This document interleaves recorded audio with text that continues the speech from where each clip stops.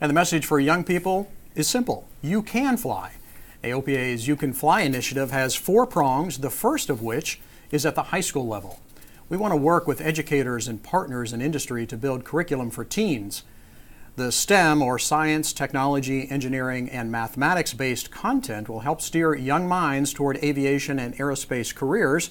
And this week, AOPA hosted educators from around the country to collaborate on how we can empower the next generation. This high school symposium is one way to do that, where we bring together a group of educators and administrators for the purpose of sharing best practices. The Museum of Flight played host to nearly 200 educators from around the country.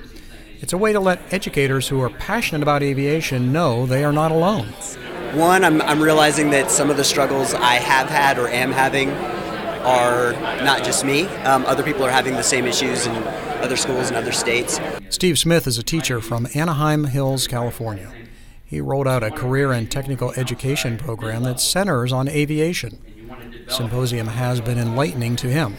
And so it gives me some new ideas on how to approach it and see about continuing to improve the program. Nicole Stott is a retired astronaut.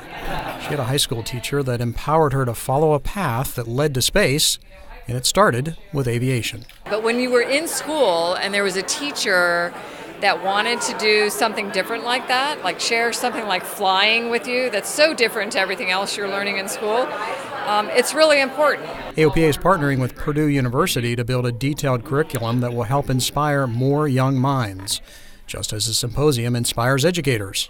And just the excitement and energy in this room is just awesome. Great to see so many educators getting together to share ideas. They came from 32 states and 2 countries. And a special shout out to Mr. Smith's class at Canyon High School. He tells us that the class watches AOPA Live this week together. So appreciate that. Wonderful. And Tom, you know, You Can Fly is really a big deal for us here at AOPA. We've told you about some of it already. It's our 4-part plan to grow the pilot population. As AOPA's Mark Baker says, we don't need millions to turn things around, only thousands. And it starts there at the high school level. We want to follow up with a program for every phase of a pilot's life.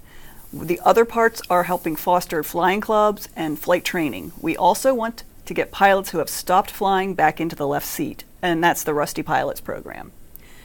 You can read all about it in the December issue of AOPA Pilot Magazine.